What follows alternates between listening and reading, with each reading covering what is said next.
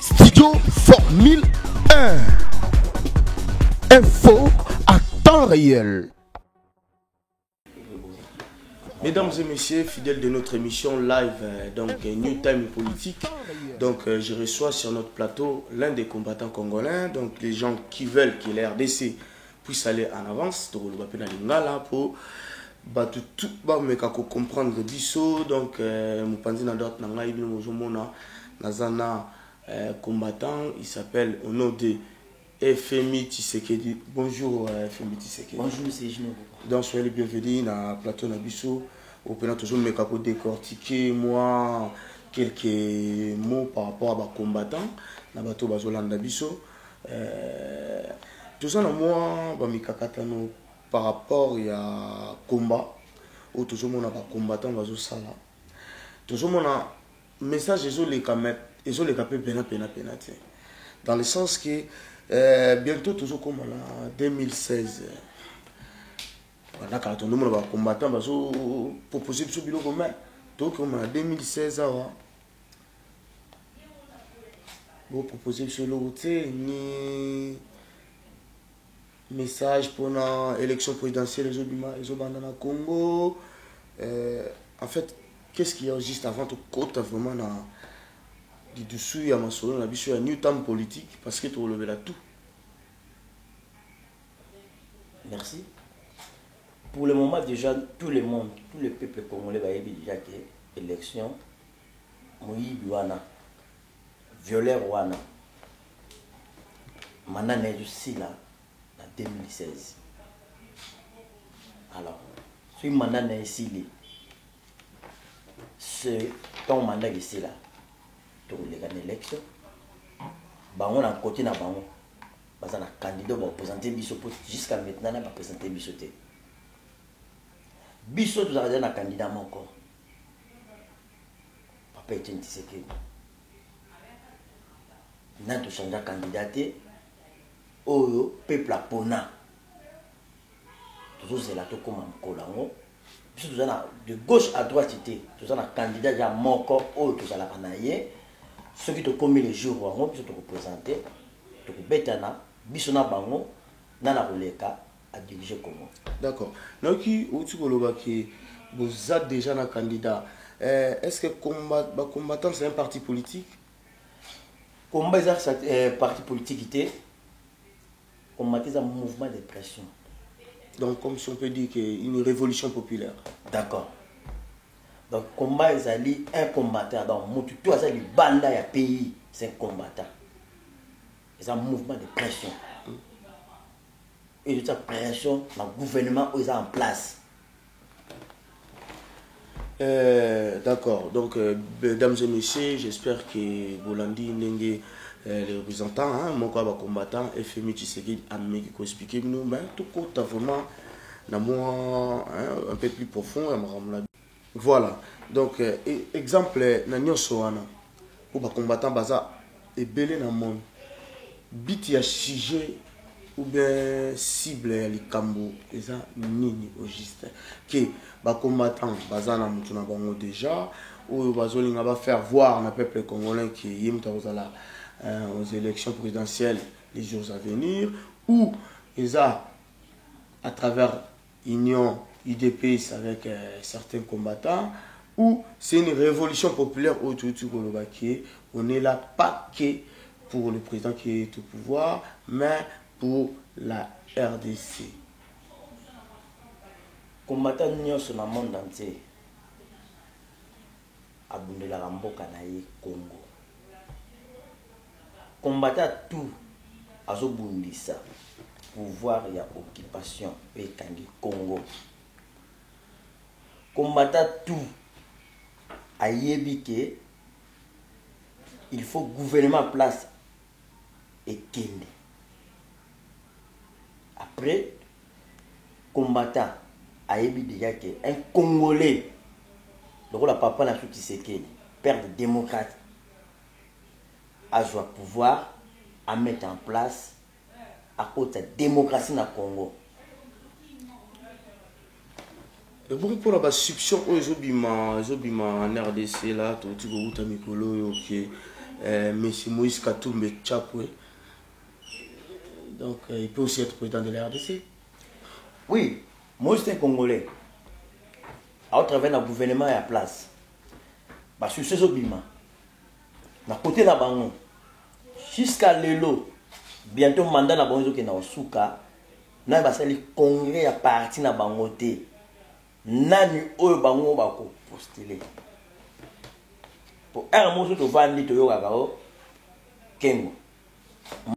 Nandenga propre dans le sens que bilomo bouti koyoka bosi komona ba question autokoki kotuna dans abiso par rapport à Moïse Katumbi aussi, c'est un peuple congolais qui se présente pour la présidence de la RDC, et il y a aussi M. Tshisekedi. Eh ben pourquoi comment écoute-t-il un musicien donc or tout le monde a dit que comment la zone là trop qu'il tire et baby bateau ba ko les kabiso mais congolais ne pas comme un sous peuple congolais a développé la culture, donc il y a quoi, quel rapport entre la musique et la politique? Ngai na regretera trop na bateau bataille la culture congolais quoi. Donc ça veut dire que donc le ministre il y a culture et ça pour la musique.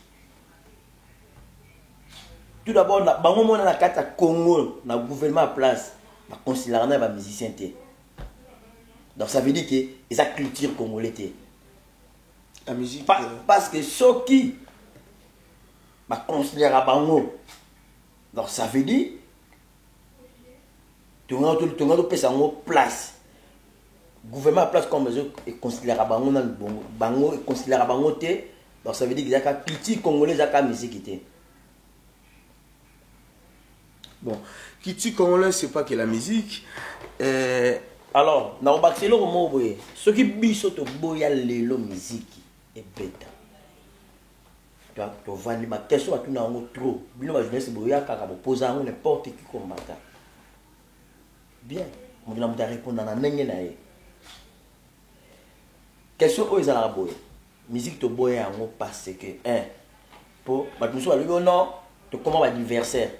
Oh, muso botola ka e fulani. Donc c'est pas par rapport à ça. C'est pas par rapport à ça. C'est pas par rapport à mauvaise volonté. Oui. Donc c'est pas non plus par rapport à l'ikunya comme on dit chez les Congolais. Donc to boya ngo na sens que to mona que ezaki eloko mo ke bana ko distraire peuple. D'accord. Au moni lelo. Surtout soki na Congo, na balabala mo ba to roza na 5 églises, 5 bars. Ça veut dire que c'est la distraction. Ah, parlons aussi un peu vite fait pour l'église alors. Donc l'église peut dans d'autres parts aussi ils ont quoi mener le peuple congolais la distraction moko boye qui oui. Y a que Dieu. Ouais, ils sont menés parce que tout le monde te va bénir pasteurs sont des pasteurs. Tout le monde te va bénir serviteurs de Dieu, ça c'est serviteur de Dieu. Et l'homme c'est allé politique et côté la musique. Oh là comme si Congo par terre, c'est un pasteur. Azawa. Si vous avez la TV, vous avez place à Kenda, mission na yaki pour servir diable, à servir à Zupoch na à qui.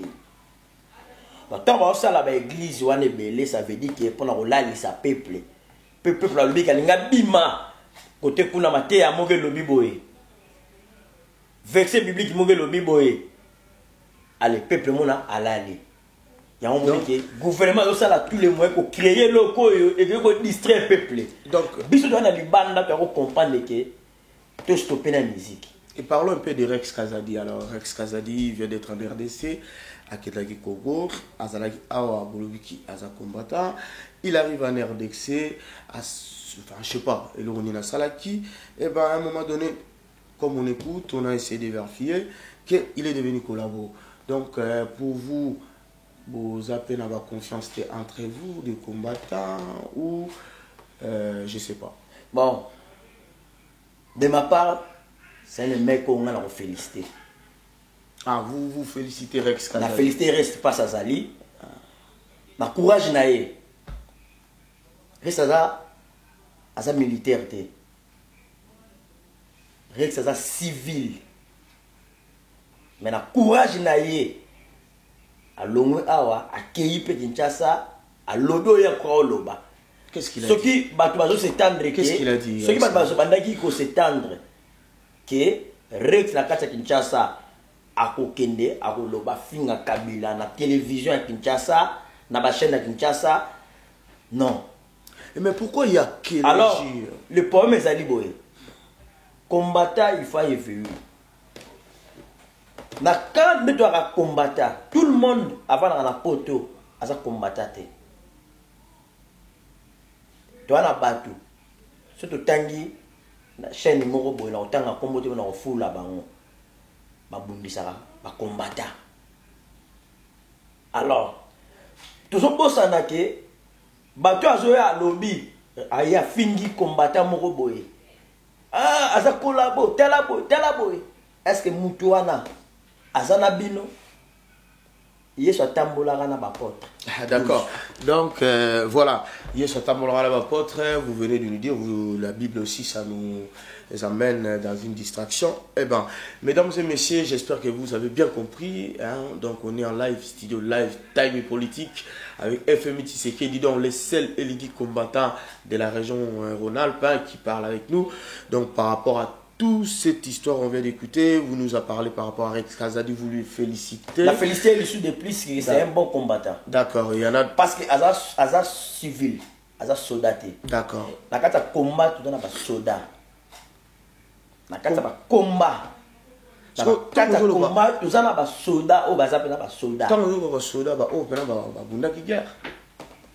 Oui, il y a pas basali. Mais tout le monde a soldat mon côté à l'obéité. Ngai.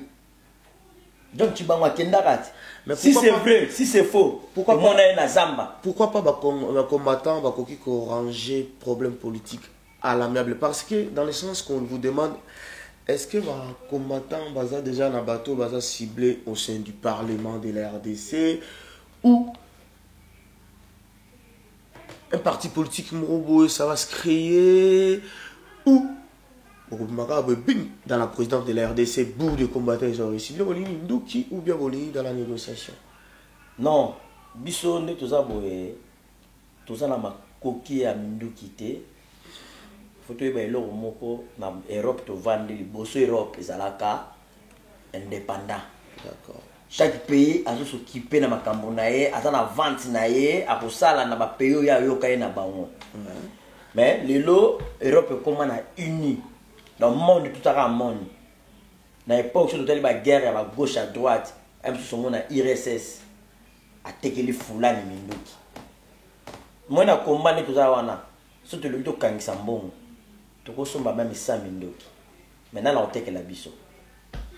On teke la banane. Donc, les combattants ont besoin pour acheter des armes. Donc, ils en ont besoin. Tu as un bon, tu consommes des armes.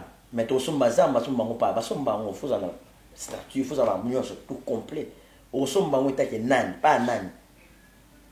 Nan on teke la yango. Pour que nous rébellion mon a point. Parce que mouda on teke la yango. Parce que Hollande la Union européenne. Mais c'est pour ça qu'on dit que combat à combattant. Tozo bunda sur le papier, sur le moral, sur le physiquement. Na tozo me pas bunda. Qui te réussir mboka wana.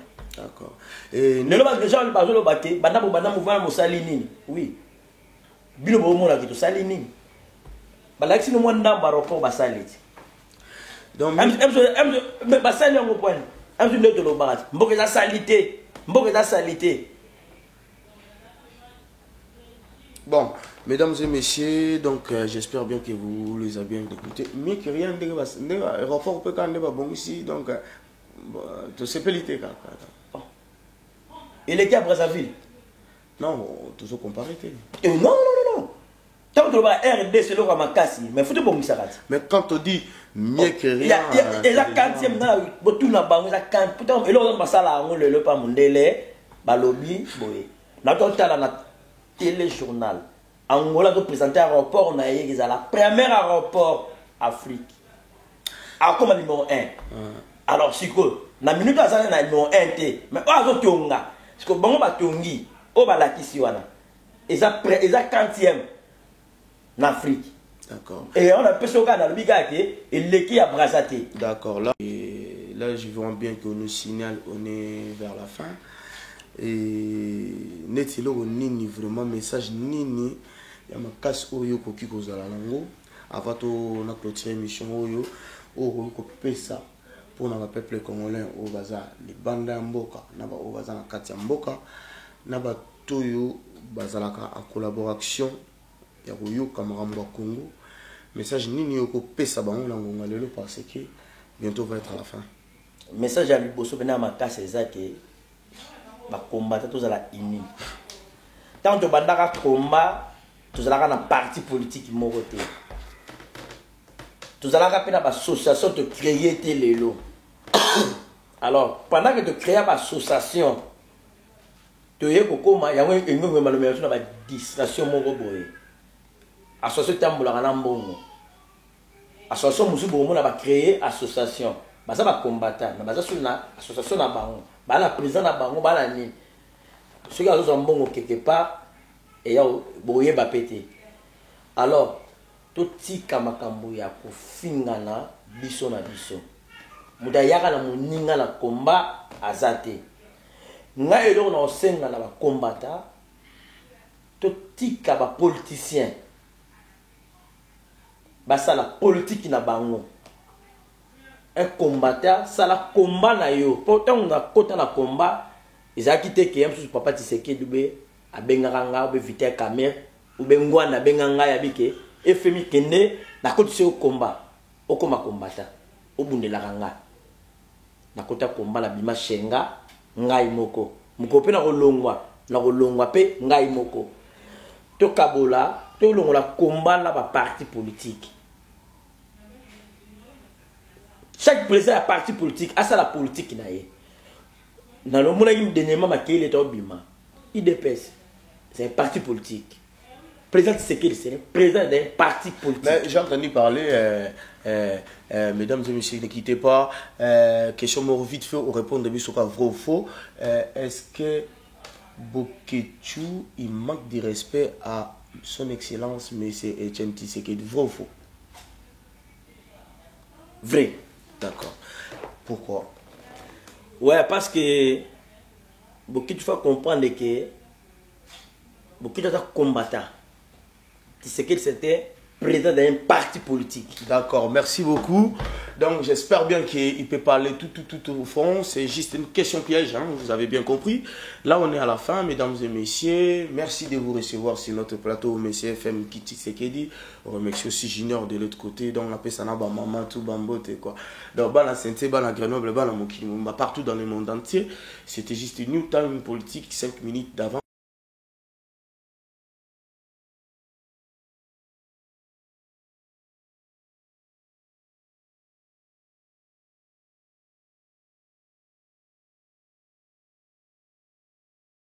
Formule 1. Info à temps réel.